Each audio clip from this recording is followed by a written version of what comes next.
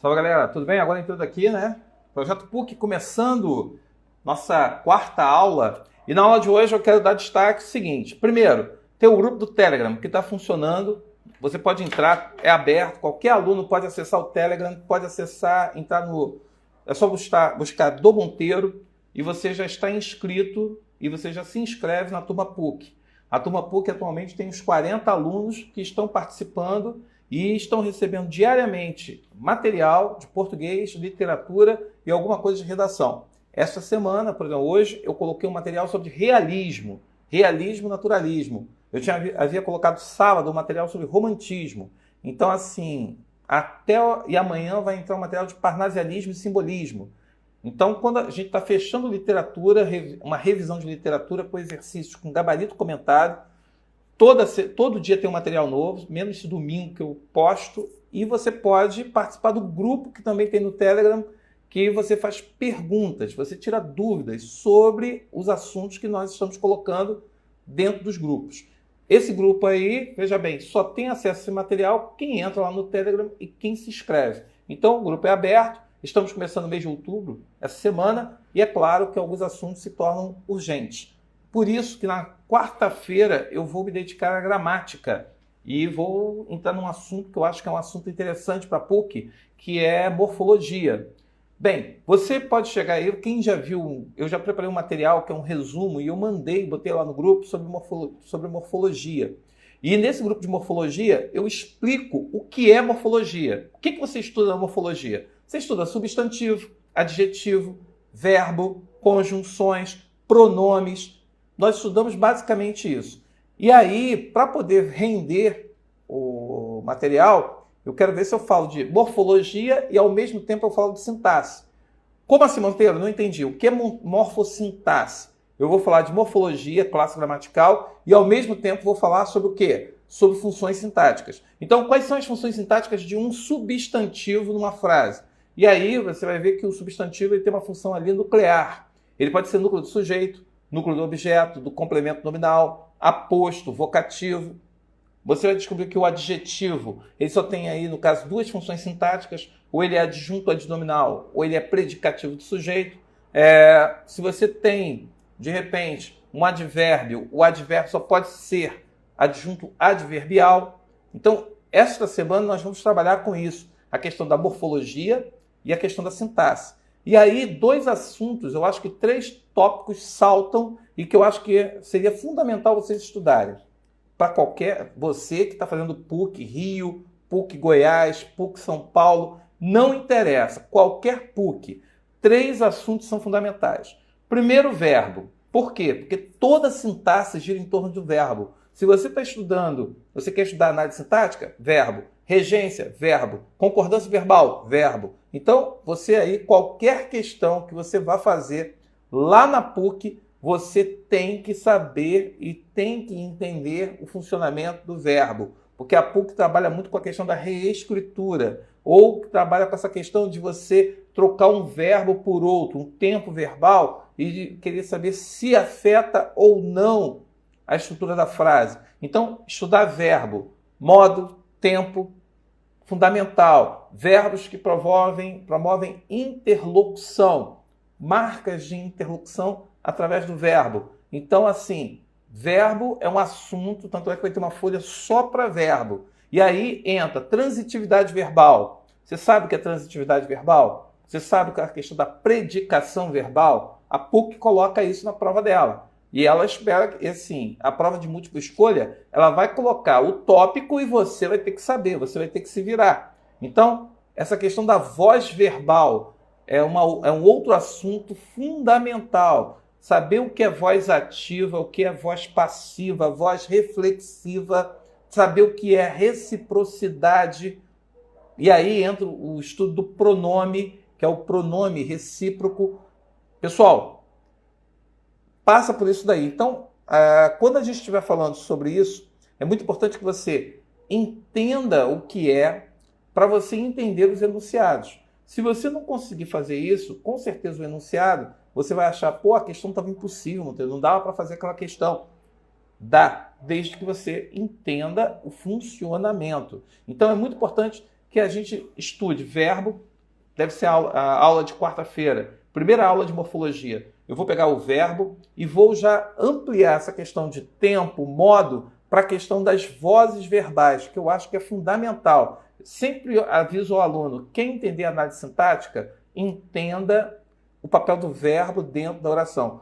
Pega as questões anteriores. Se você é de São Paulo e está com a PUC São Paulo, dá uma olhada na prova da PUC São Paulo. Até para você interpretar a questão, até para você saber o que é ordem direta, ordem inversa. Normalmente a PUC ela coloca, de repente, um texto de literatura que está invertida a estrutura, está no impérbato, ela pede para você colocar na ordem direta. Como é que você vai fazer isso? Pelo verbo.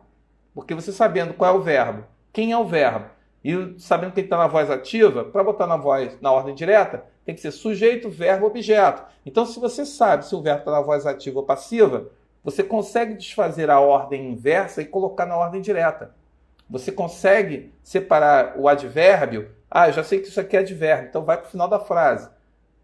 Eu já começo a arrumar isso. Então, assim, a PUC vai colocar questões de verbo, vai pedir que você saiba o que é ordem direta, ordem inversa, vai querer de repente saber que se você sabe identificar voz passiva, voz ativa, diferença, e principalmente se você tem uma voz passiva analítica ou uma voz passiva pronominal. Então tudo isso é a aula de quarta-feira. A aula de quarta-feira eu vou estar liberando material para você trabalhar isso e para você tirar dúvidas. E depois eu vou entrar na questão da conjunção. Por que eu vou entrar na conjunção? Porque a gente tem que saber a questão da coesão. Coesão sequencial e coesão referencial. E normalmente a coesão sequencial, as conjunções acabam fazendo esse papel coesivo. E eu acredito que a PUC, aqui no Rio de Janeiro, ela vai, de repente, ressuscitar uma questão que eu acho das mais inteligentes e das mais interessantes. Que ele te dá 3 orações, 2 orações, ou ele pega um texto que é todo ele pontuado, e ele faz justamente o quê? Ele vai pedir que você junte as orações usando as conjunções adequadas para juntar essas orações. Eu acho que eles vão retomar essa questão aí, que é uma questão que pede um certo cuidado, um certo apuro, e você precisa compreender a questão da progressão textual. Se você entender isso, você já tem, assim, você já toma à frente em relação a muitos candidatos. Fala, Pedro. Algum problema? Nosso pedrógrafo, aí no caso. Olha só, Pedro. Eu gravei um vídeo falando sobre isso. Está lá no meu canal. Tem um vídeo que eu gravei que eu falo sobre essa questão de que prova da UERJ. A UERJ vai organizar a prova do bombeiro. Porém, não é o exame de qualificação, é uma prova de 50 questões. Eles têm ali 50 questões que serão aí, no caso, no formato objetivo, mas não é a prova que da UERJ do exame de EQ. Então, são 50 questões. A gente não sabe ainda qual o conteúdo programático da prova. A gente sabe que terão aí umas 10 a 15 questões de língua portuguesa. Então, assim, a gente ainda não sabe qual é o conteúdo programático, porque o edital não saiu, e a gente também já sabe que a prova de redação não pede a leitura do livro, vai ser um texto dissertativo argumentativo. Ponto. Até agora, são essas notícias que nós temos. Tem um vídeo lá no meu canal gravado que eu estou explicando tudo isso lá, Pedro. Alô? Então, galera, voltando aí. A PUC, eu vou colocar essa folha de conjunções também, deve ser na quinta-feira, para que você comece a entender o que é uma coesão sequencial. E quando eu for trabalhar com pronomes, eu vou trabalhar com a questão da coesão referencial. Ou seja, nós vamos essa semana, eu já vou acabar século XIX na literatura e vou entrar na parte de língua portuguesa, pegando a parte de morfologia. E semana que vem eu já entro com a parte de sintaxe e devo entrar em modernismo, justamente aí para amarrar o assunto com vocês, porque, veja bem, aqui no Rio de Janeiro, a prova da PUC agora é em outubro. Então, assim, nós não temos muito tempo. Em outros lugares do Brasil, a prova vai acontecer agora em outubro para novembro. Então, assim, o calendário está muito espalhado. Então, eu tenho que correr com conteúdo e por isso que todo dia eu estou colocando material inédito lá para vocês estudarem. Seja um conteúdo teórico, seja um conteúdo que seria no caso de exercício. E claro, lembrando que vocês podem acessar o canal do Monteiro lá no YouTube, que lá eu tenho conteúdos programáticos, conteúdos de sintaxe completo, tenho conteúdos de estilística, tenho conteúdo no caso de redação, tem esse material todo lá que você pode pegar, acessar e estudar. Tudo bem? Então, vamos lá. Então, essa semana, hoje, deixa eu falar da folha de hoje. A folha de hoje, eu estou basicamente trabalhando. Valeu, Pedro. Boa tarde, senhor Albuquerque. Quero alertar para você. Pô, valeu, obrigado. Bom ouvir isso. Quase ninguém está me dando feedback, estou achando que todo mundo foi mal na prova da SpaceX. Mas, assim, foi bem dentro daquilo que a gente já tinha avisado. Boa parte do que eu falei caiu, tá bom? É live da PUC, Daniel Magalhães. Eu estou falando sobre PUC. Eu estou falando sobre a turma PUC que tem lá no Telegram, que eu estou colocando material. Hoje eu coloquei realismo, naturalismo. E aí é muito importante que a gente tente o seguinte. Pode cair realismo e naturalismo? Claro que pode. Você tem Machado de Assis, cara. Você só tem Machado de Assis. E Machado de Assis, dentro daquela temática, aquela temática que nós temos, vamos assim dizer, própria, vamos dizer assim, Machado de Assis, que trabalha com temas abstratos. Então ele trabalha com temas como solidão, trabalha sobre a questão de esperança, trabalha sobre a questão do desencanto com o ser humano. Machado, ele ironiza essa questão das aparências, da falsidade. Eu acho que a PUC, de repente, deve vir muito com uma questão aqui no Rio de Janeiro, falando sobre a questão da manipulação, da sociedade de aparências, falando sobre a falsidade, falando, de repente, sobre a questão da manipulação de opinião. E tudo isso, Machado, eu posso jogar Machado dentro disso tudo. Se você jogar Memórias Póstumas de Brás Cubas, se você jogar Dom Casmurro, Dom Casmurro é uma obra que você termina a leitura e você fica assim com aquela sensação, caramba, eu li esse livro e não sei se a mulher traiu ou não traiu o homem. Traiu? Essa pergunta que você faz. Mas tudo depende de quem conta a história e a forma como você conduz a história.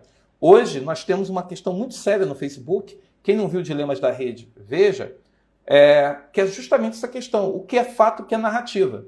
Você está vendo o incêndio no Pantanal. Hoje, Minas Gerais acordou com uma neblina de fumaça, que é a fumaça lá do Pantanal. E o cara chega e aparece, de repente, na TV, dizendo que o Pantanal não tem incêndio nenhum. Então, o cara está vendo que tem um incêndio aqui do lado e o cara está falando para você que não é. Então, eu acho que a PUC gosta muito disso. Trabalhar essa questão de intolerância, essa questão de respeito, falsidade, manipulação de notícia, manipulação de fatos.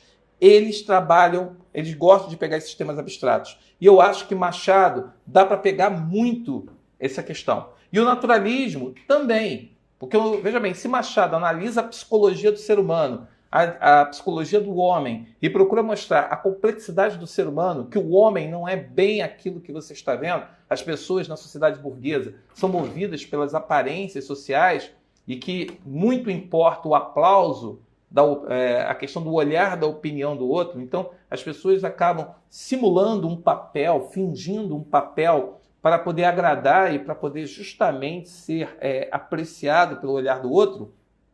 Ele acaba apontando, né, o naturalismo para a questão da coletividade. Essa questão do coletivo, né, que o coletivo ele acaba sendo manipulado, ele acaba sendo sofre com as forças do meio. Então, normalmente, a questão, por exemplo, quando se fala que o Brasil voltou para o mapa da fome e que isso acaba induzindo e forçando as pessoas a agirem de determinada forma, isso daí é uma questão que eu posso jogar o olhar determinista. Assim como eu posso jogar também essa questão da violência, que aí a questão da violência é uma questão aí que a gente tem que abordar, que ela, com a miséria, com a pobreza, ela aumenta demais. Principalmente nos espaços mais simples, os espaços mais humildes. Então a periferia, o subúrbio, as favelas, o crescimento dos moradores de rua, tudo isso ganha um olhar naturalista e eu posso jogar essa discussão dentro da prova da PUC. Então a PUC não será novidade se ela vier batendo nesse olhar do fake news, essa questão da manipulação, essa questão... eu tenho postado muita coisa de filosofia e sociologia na minha página pessoal do Instagram, chamando atenção para essas questões da aceitação, aceitação ou não, como que vai ficar esses assuntos, como que eu posso enxergar a literatura dentro dessas questões. Isso daí eu acho que a PUC vem nessa pegada. Então vale a pena você investir, vale a pena você correr ali atrás e vale a pena você, de repente, pensar nessas questões. Por quê? Eu acredito que a prova vai exigir de vocês, ela deve cobrar isso.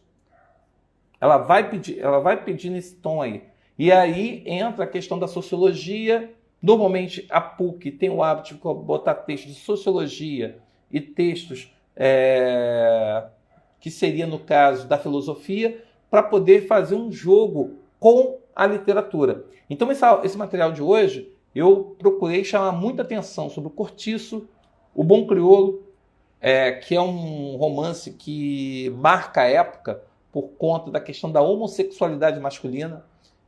A homossexualidade, dentro do naturalismo, ele é tratado de uma forma como uma doença.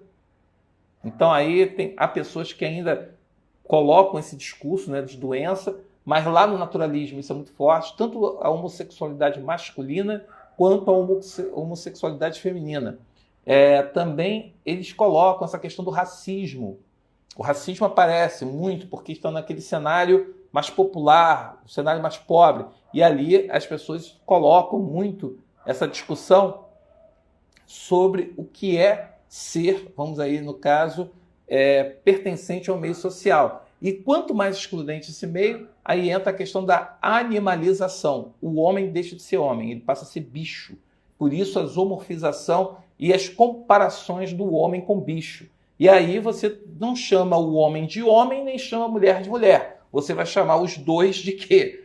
Macho e fêmea. E o instinto do sexo e o instinto da violência sempre falará mais alto dentro desse ambiente coletivo. Então, assim, a Folha de hoje está batendo nessa tecla e amanhã fala de parnasianismo e simbolismo. E aí a gente tem aquela oposição do materialismo com a questão da espiritualidade, essa questão imaterial. Por que isso?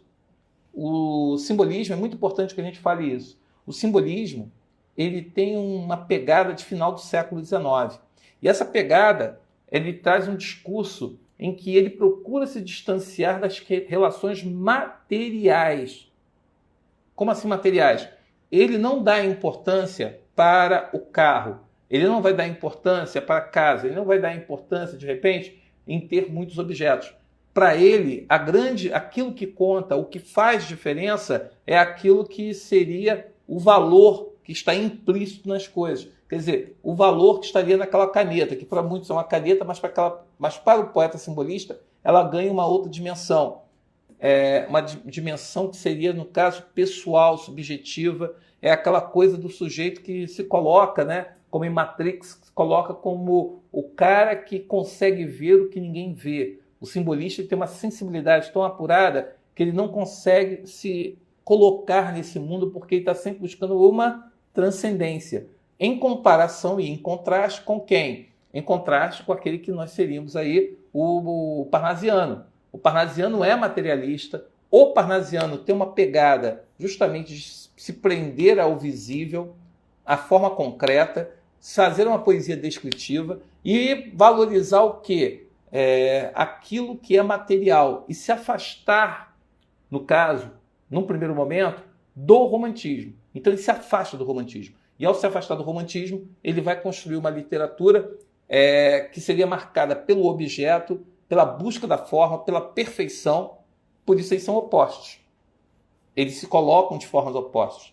Nunca você terá um parnasiano sendo simbolista e vice-versa. Por quê? Porque estão em campos opostos. Enquanto ele quer ter muitas coisas materiais para sentir algo, o outro ele vai valorizar a espiritualidade, a religiosidade, aquilo que não se vê. Então são dois movimentos opostos e é claro, no texto simbolista se torna muito difícil ler porque os poetas são os nefelibatas, né? Vivem no mundo das nuvens, vivem isolados de tudo e o que é em comum é isso, né? Tanto o simbolismo quanto o parnasianismo, ambos estão distantes da realidade, ambos se distanciam da realidade. Então, isso eles têm em comum, mas a pegada, um ser concreto, materialista, e o outro ser simbolista, ser essa coisa que busca o que existe de uma forma, vamos dizer assim, no plano do fugidio, no plano imaterial, no plano da transcendência espiritual, acaba caracterizando. Então, esse encontro de hoje aqui foi justamente para te alertar sobre o que nós vamos botar essa semana lá no canal do Telegram. Se você ainda não entrou, entra no Telegram, bota lá, né? É só você botar t.me/do Monteiro que você já entra. Ou só você que já tem Telegram, bota do Monteiro que vai aparecer o canal e o grupo. O canal onde eu posto as aulas. No grupo eu faço normalmente comentários, faço algumas intervenções, sempre gravo alguma mensagem e eu vou começar a botar pequenos vídeos de 1 minuto, colocando, debatendo, discutindo de repente uma questão que eu achei interessante, um tópico que eu achei importante discutir. Então a aula de hoje foi para falar da semana e principalmente explicar a matéria de hoje e amanhã e de quarta-feira também, de alguma forma aqui. Ok? Então, Projeto PUC, siga no Telegram, aqui é só um bate-papo rápido para poder trocar uma ideia com a galera e a galera aí, no caso, estudar. Então, estude, a prova não deve vir fácil, a prova ela vai exigir de você um conhecimento, sim, e você, por favor, não demore ao azar, né? Se puder já resolver tua vida na PUC, já é um grande avanço. Ok? Essa aula vai ficar no YouTube. Amanhã já deve estar no YouTube. Então você pode acessar e assistir o que você perdeu. Tá bom? Toda segunda-feira, às 18 horas, eu entro aqui falando sobre PUC. Sexta-feira, eu entro ao vivo, 18 horas, para fazer resenha literária. Esta semana ainda não sei sobre que livro eu vou falar. Se você quiser dar uma sugestão, pode dar uma sugestão que, de repente, na resenha de sexta-feira, eu entro conversando sobre o livro. Tá bom? Um abraço, boa semana e vamos estudar. Até lá!